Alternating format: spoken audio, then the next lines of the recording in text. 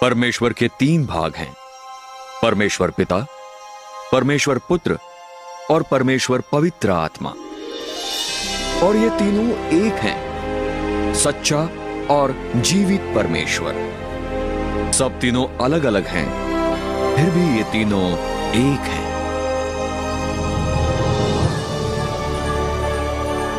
स्वर्ग में एक खूबसूरत स्वर्गदूत था जिसका नाम लूसीफर था, जिसका ऊंचा पद परमेश्वर के सिंहासन की रक्षा करना था। फिर एक दिन घमंड का पाप उसके हृदय में आ गया। वो सर्वशक्तिमान परमेश्वर की तरह बनना चाहता था। लूसीफर ने अपने पागलपन में बहुत सारे स्वर्गदूतों को स्वर्ग पर कब्जा जमाने के लिए अपने साथ मिलने के लिए उकसाया। लेकिन लूसीफर के पास एक बड़ी समस्या थी। वो तो केवल एक सृष्टि किया हुआ प्राणी था। परमेश्वर ने लूसीफर और सारे विद्रोही स्वर्गदूतों को स्वर्ग से निकाल फेंका। ये गिरे हुए स्वर्गदूत दुष्टात्माएं बन गए और लूसीफर शैतान बन गया। वो सब पृथ्वी ग्रह के सभी ओर बस गए, जो शैतान का प्रक्षेत्र बन गई। पृथ्वी एक अद्भुत नाटक का केंद्र बिंदु बन गई। अब मुख्य खिलाड़ियों में से एक को आगे लाने का समय आ गया था।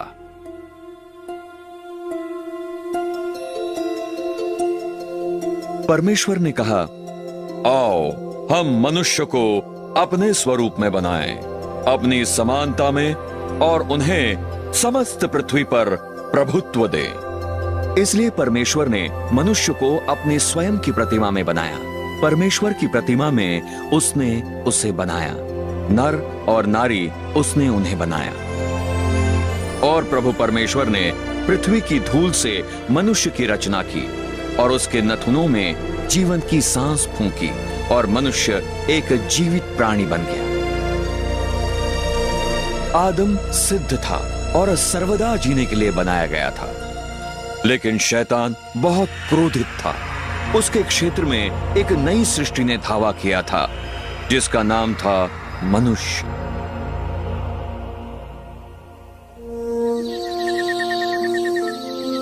आदम खूबसूरत अदन के बगीचे में रहता था और उसने परमेश्वर पुत्र के द्वारा सृजे हुए सभी पशुओं को नाम दिए।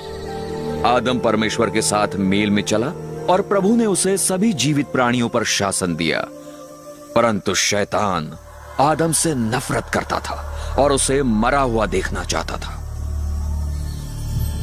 और प्रभु परमेश्वर ने मनुष्य को आज्ञा देते हुए कहा, बगीचे के हर वृक्ष का फल तू स्वतंत्रता से खा सकता है, परंतु अच्छे और बुरे के ज्ञान के वृक्ष से तू उससे नहीं खाएगा, क्योंकि जिस दिन तू उसमें से खाएगा तू सचमुच मारा जाएगा।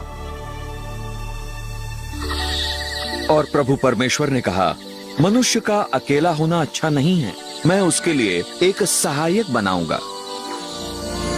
इसलिए प्रभु ने आदम की पसलियों में से एक से हव्वा की रचना की। बगीचे में उनका जीवन सचमुच स्वर्ग था।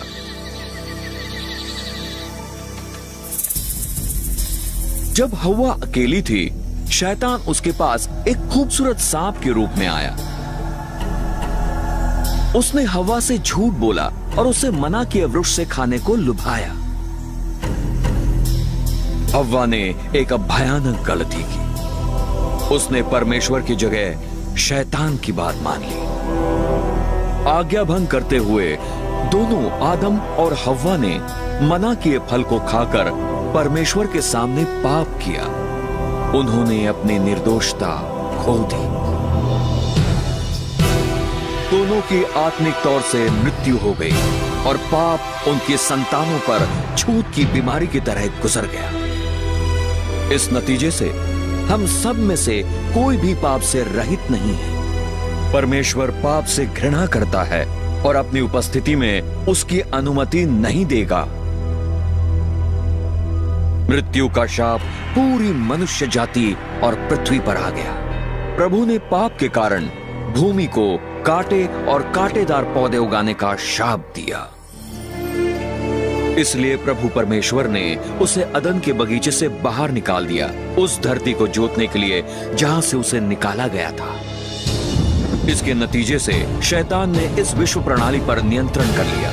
मनुष्य के पास अब पूरी पृथ्वी पर अधिकार नहीं रहा और वो अब अंधकार के राजकुमार का और उसकी पलटनों का गुलाम बन गया था। फिर भी परमेश्वर ने अपने प्रेम में आदम द्वारा किए हुए नुकसान की भरपाई करने के लिए एक उद्धारकर्ता को भेजने का वायदा किया। आदम और हव्वा के बहुत बच्चे हुए। उनके 2 पुत्रों का नाम कैन और हाबिल था।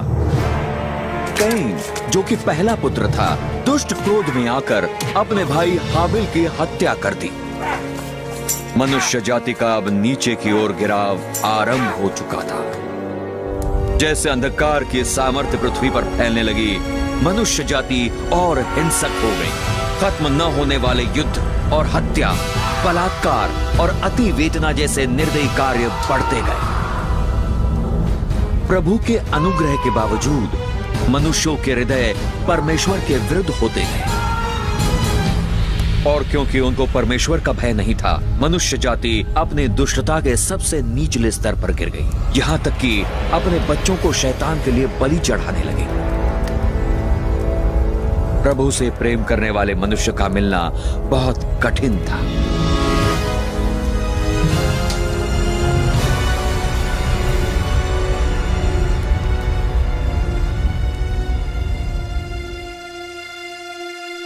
लेकिन एक मनुष्य था, एक विश्वास का मनुष्य, जिसका नाम था अब्राहम। वो परमेश्वर का मित्र था। प्रभु ने अब्राहम को एक पुत्र से आशीषित किया जब उसकी पत्नी 90 वर्ष की थी। वो एक चमत्कारी जन्म था। उस वंश से परमेश्वर के चुने हुए लोग आए, इज़राइल की संतान।